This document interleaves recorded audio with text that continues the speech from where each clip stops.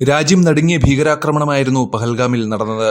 സംഭവം ഇന്ത്യയും പാകിസ്ഥാനും തമ്മിലുള്ള യുദ്ധസംഘർഷങ്ങൾക്ക് കാരണമായി.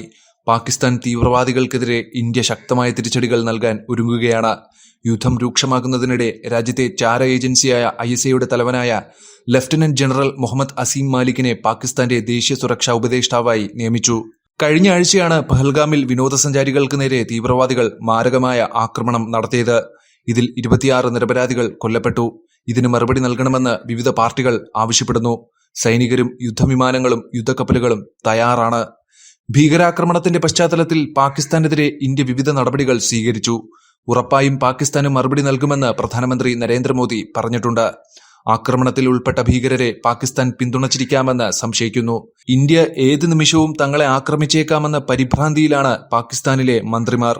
യുദ്ധഭീതി കാരണം പാകിസ്ഥാൻ ഭയപ്പെടുന്നു. തിരിച്ചടി നൽകുമെന്ന് പാക് മന്ത്രിമാർ ആവർത്തിച്ച് പറഞ്ഞിട്ടുണ്ടെങ്കിലും ഇന്ത്യയുടെ ആക്രമണത്തിൽ നിന്ന് നമ്മെ രക്ഷിക്കാൻ ദൈവത്തിന് മാത്രമേ കഴിയൂ എന്ന് പാക് പ്രതിരോധ മന്ത്രി ഖ്വാജ ആസിഫ് പറഞ്ഞു. അതേസമയം രാജ്യത്തിന്റെ ചാര ഏജൻസിയായ ISAയുടെ തലവനായ ലഫ്റ്റനന്റ് ജനറൽ മുഹമ്മദ് അസീം മാലിക്കിനെ പാകിസ്ഥാന്റെ ദേശീയ സുരക്ഷാ ഉപദേഷ്ടാവായി നിയമിച്ചു.